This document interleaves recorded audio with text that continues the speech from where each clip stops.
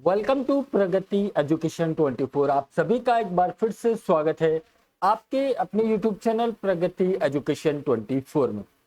देखिए, आप लोगों के कुछ क्वेरीज आई हैं। आप लोग कुछ कंफ्यूजन में हैं स्कॉलरशिप को लेकर। स्कॉलरशिप के लिए जो आप लोग आवेदन करते हैं scholarship.gov.in से, स्कॉलरशिप की जो वेबसाइट है, इसमें कुछ ऐसे कैंडिडेट हैं जिनके पास श्रम विभाग यानी कि लेबर डिपार्टमेंट का कार्ड बना हुआ है उनके पेरेंट्स का। अब लेबर डिपार्टमेंट भी जो कैंडिडेट है उनको स्कॉलरशिप देते हैं। अब स्कॉलरशिप कौन सी क्लास को कितनी मिलती है, कैसे स्कॉलरशिप के लिए आवेदन किया जाता है, क्या क्या डॉक्यूमेंटेशन लगना है, क्या ऑफलाइन आवेदन होगा ऑनलाइन होगा, उसके बारे में हम इस वीडियो में जानकारी प्राप्त करेंगे। आप लोगों को ये जानना है केवल कि लेबर डिपार्टमेंट, आज हम केवल बात करेंगे लेबर डिपार्टमेंट यानी श्रम विभाग में कौन कौन से कैटेगरी में आपको स्कॉलरशिप मिल सकती है और कितनी कितनी स्कॉलरशिप मिल सकती है। छोटा सा वीडियो रहेगा, ये ज़्यादा लंबा इस वीडियो को ना करेंगे। अगर आप पहली बार वीडियो देख रहे हैं, चैनल पर फर्स्ट टाइम आए हैं, तो चैनल को सब्सक्राइब तो आप लोगों ने कर ही दिया होगा। वीडियो को लाइक कर दीजिएगा। जो आपके चाहते हैं, जिनको इस वीडियो की जरूरत है, उनको शेयर करना ना भूलेगा। देखिए, सबसे पहले तो मैं वेबसाइट की बात कर लेता हूँ। आप लोगों को दो चीज़ों की जरूरत पड़ेगी। कुछ डॉक्यूमेंटेशन है और जो ऑनलाइन आवेदन रहेगा वो आवेदन आप scholarship.gov.in की वेबसाइट पर कैंडिडेट खुद भी आवेदन कर सकते हैं या फिर किसी ई मित्र से या सीएससी जो है वहां से भी आप आवेदन करवा सकते हैं। सबसे पहले तो नोटिफिकेशन की बात कर लेते हैं, उसके बाद हम बात करेंगे जो स्कॉलरशिप का आवेदन है वो किस प्रकार से किया जाना है। सबसे पहले तो एक नोटिफिकेशन आप देख लीजिए जिससे आपको क्लियर हो जाए कि इसकी जो है अंतिम तिथि क्या रहने वाली है और आवेदन कैसे होने वाला है। आवेदन किसको करना है, यानी कि कौन से कैंडिडेट है जो इसमें आवेदन कर सकते हैं। देखिए, ऐसे कैंडिडेट जिनके पेरेंट्स जो हैं बीड़ी श्रमिक हैं, चूना पत्थर वाले हैं, अब्रक, लोहा, मैग्नीज, क्रोम, अयस्क खदान, ये इस प्रकार के कोई श्रमिक हैं, है ना, तो उनके बच्चों को 2025-26 के लिए, ये जो 2025-26 चल रहा है, इसके वित्तीय सहायता योजना हेतु प्री मैट्रिक एवं पोस्ट मैट्रिक छात्रवृत्ति हेतु scholarship.gov.in पोर्टल के माध्यम से ऑनलाइन आवेदन आमंत्रित किए जाते हैं। यानी कि ये जो पोर्टल है scholarship.gov.in, इसके माध्यम से आप ऑनलाइन आवेदन कर सकते हैं। जैसा कि मैंने पहले बताया, आप लोग खुद भी आवेदन कर सकते हैं या आप लोग चाहें तो ई मित्र या फिर जो कियोस्क है, सीएससी जो सेंटर है उनसे, या फिर आपके कोई जानकार है उनसे आप आवेदन करवा सकते हैं। अब सबसे पहले हम बात कर लेते हैं पात्र और नियमित छात्रों की नियमानुसार राशि प्रदान की जाएगी। ऐसे कैंडिडेट जो किसी स्कूल कॉलेजेस में जो है नियमित छात्र हैं, उनके लिए किसको क्या मिलेगा।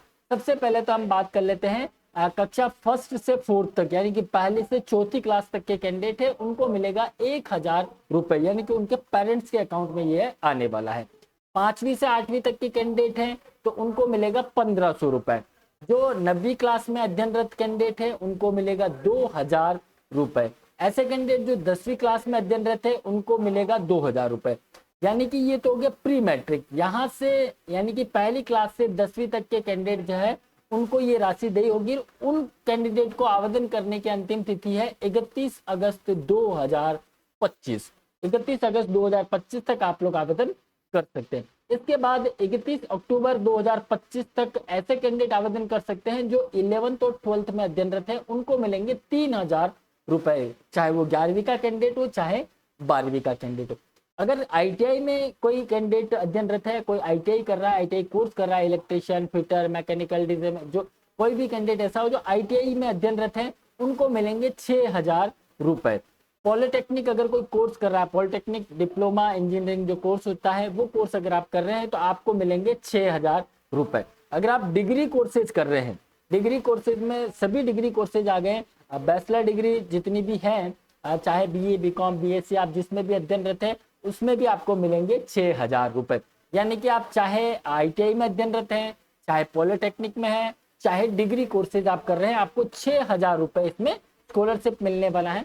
प्रोफेशनल डिग्री, अगर आप कोई प्रोफेशनल डिग्री कर रहे हैं तो आपको मिलेंगे 25,000 रुपए 25,000। प्रोफेशनल डिग्री में कौन कौन सी डिग्री आ जाएगी, जैसे आप बीबीए कर रहे हैं, बीसीए कर रहे हैं, इसी प्रकार से प्रोफेशनल में अगर आप नर्सिंग फील्ड की बात करें, बीएससी नर्सिंग हो गए, एएनएम जीएनएम हो गए, इस प्रकार की कोई प्रोफेशनल डिग्री अगर आप कर रहे हैं तो उसमें भी है। देखिए नर्सिंग में बहुत सारे कैंडिडेट हैं जो आवेदन नहीं करते हैं, क्योंकि कुछ कैंडिडेट हैं ऐसे जिनके पेरेंट्स जो है, देखिए सबसे पहले मोस्ट इंपोर्टेंट बात यह है कि ये मैं बात कर रहा हूँ श्रम एवं रोजगार मंत्रालय की, यानी कि श्रम विभाग की, जिसके पास श्रम विभाग का कार्ड बना हुआ है, केवल उन्हीं को स्कॉलरशिप मिलेगी। ध्यान रखिएगा, आपका नहीं, आपके पेरेंट्स का, ठीक है। आपके पेरेंट्स जो श्रम विभाग के अधीन का मतलब हो गया जो श्रमिक सिस्टम से काम कर रहे हैं, यानी कि बीड़ी श्रमिक जो हो गए, जो बीड़ी बांधने का काम करते हैं, चूना पत्थर जो चुने का काम करते हैं वो हो गए, अब्रक लोहे मैगजीन जहाँ पे ये काम कर रहे हैं, इस प्रकार से कोई है तो उनके बच्चों को ये जो है स्कॉलरशिप मिलने वाले। अब किस प्रकार से स्कॉलरशिप मिलेगी, आपको क्या करना है, सबसे पहले प्रक्रिया और वांछित दस्तावेज हम समझ लेते हैं। कुछ 10 12 14 पॉइंट है, 12 पॉइंट 10 पॉइंट ये लगभग, इसमें हम एक शॉर्ट में मैं बताता हूँ। सबसे पहले तो छात्र को सर्वप्रथम पोर्टल से ओटीआर वन टाइम रजिस्ट्रेशन कर तथा फेस ऑथेंटिकेशन की प्रक्रिया कर ई केवाईसी को पूर्ण करना होगा। ये कैंडिडेट को करना है, कैंडिडेट का आधार कार्ड लगेगा और कैंडिडेट को फेस वेरिफिकेशन और ओटीआर करना होगा। ओटीआर प्राप्त करने के पश्चात ही लॉगिन कर छात्रवृत्ति हेतु आवेदन कर सकते हैं। एक बार OTR one time registration generate होने पर एनपीएस पर भविष्य में भी इसी ओटीआर के माध्यम से छात्रवृत्ति के लिए आवेदन किया जा सकता है। देखिए पहले पॉइंट को हम समझते हैं, वेबसाइट पर चलते हैं। वेबसाइट पर आने के बाद आपको scholarship.gov.in पर विजिट करना है। यहाँ आने के बाद स्टूडेंट ऑप्शन आपको मिलेगा। यहाँ क्लिक करने के बाद जैसे आप स्टूडेंट पे क्लिक करेंगे, यहाँ पे अनाउंसमेंट, ओटीआर और अप्लाई फॉर स्कॉलरशिप लिखा हुआ।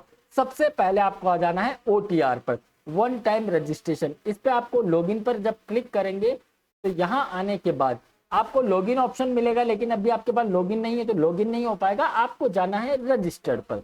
रजिस्टर पर आप क्लिक करेंगे तो ये ओटीआर रजिस्ट्रेशन होता है, यानी कि ये गाइडलाइन लिखी हुई है, ये दोनों पे क्लिक करना है आपको। यहाँ पे क्लिक करने के बाद जैसे आप नेक्स्ट पे क्लिक करते हैं यहाँ पे, तो आपको ये पूछेगा आपका मोबाइल नंबर क्या है, जो आधार कार्ड नंबर आपका है जिसमें जो मोबाइल नंबर रजिस्टर्ड है वो मोबाइल नंबर आपको एंटर करना है। ओटीपी एंटर करना है आपके मोबाइल पर आने के बाद, यहाँ पे कुछ कैप्चा कोड आएगा वो यहाँ एंटर करना है, उसके बाद वेरीफाई करना है।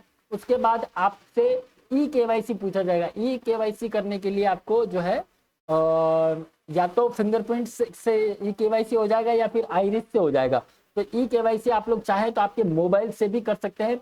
मोबाइल से करने का प्रोसेस है वो मैं आपको बता दूंगा किस प्रकार से आप कर सकते हैं, बिना ई मित्र पर गए भी आप कर पाओगे। ई केवाईसी होने के बाद आप फिनिश करेंगे तो आपको एक ओटीआर जनरेट हो जाएगा। उस ओटीआर के माध्यम से फिर आपको लॉगिन पे आना है और यहाँ से जैसे आप बैक करते हैं तो यहाँ पे दो ऑप्शन दिए हुए हैं। देखिए स्टूडेंट में जब आते हैं आप तो ओटीआर ऑप्शन के अंदर आपको दो ऑप्शन मिलेंगे। पहले रजिस्ट्रेशन हो जाएगा, ओटीआर कैसे होगा बता, लॉगिन विद आधार भी कर पाएंगे और लॉगिन विद ओटीआर भी कर पाएंगे। ओटीआर जब आपको मिल जाएगा तो आप यहाँ डाल के पासवर्ड डाल के आप इसको लॉगिन कर सकते हैं।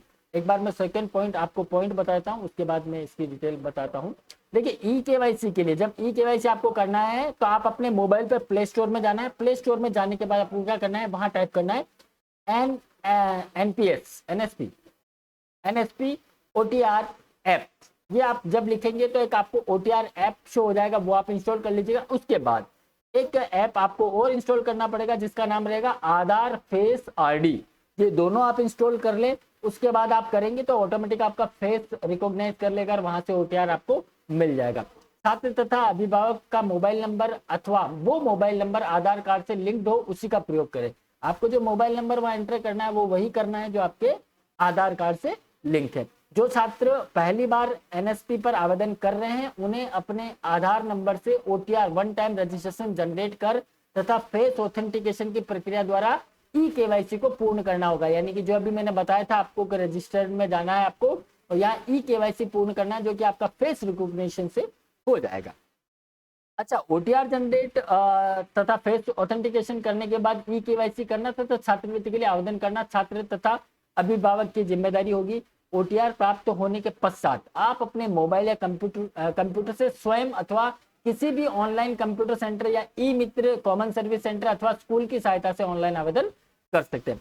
2024-25 या इससे पूर्व में जो छात्र एनएसपी के माध्यम से छात्रवृत्ति आवेदन कर चुके हैं उनका ओटीआर वही रहेगा। ऐसे कैंडिडेट जिन्होंने पहले इस वेबसाइट पर ओटीआर किया हुआ है, आपको नया ओटीआर जनरेट करने की आवश्यकता नहीं है, आप पुराने ओटीआर से लॉगिन कर पाएंगे। श्रमिक का फोटो, परिचय पत्र तथा या नियुक्ति द्वारा जारी दस्तावेज की प्रति अपलोड करना होगा। यानी कि आपका जो श्रमिक कार्ड है, वो फोटो, परिचय पत्र है, वो आपको इसमें अपलोड करना है स्कॉलरशिप के टाइम पे। या फिर एक फॉर्मेट है नियोक्ता द्वारा जारी, यानी कि आप जिसके अंडर में काम कर रहे हैं वो आपको एक डॉक्यूमेंट पर आप उनकी डिटेल लिख के देंगे, वो आपको वहां अपलोड करना होगा। दोनों में से जो भी आपके पास हो आप कर सकते हैं।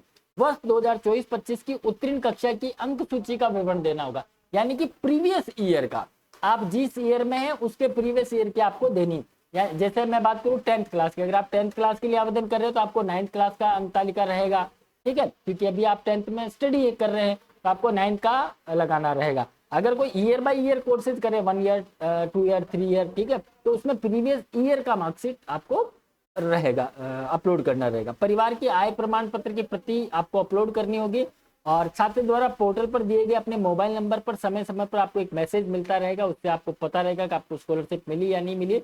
आप लोग चाहे तो लॉगिन के अंदर स्टेटस ऑप्शन भी मिलेगा, वहां से भी आप लोग जो है चेक कर सकते हैं।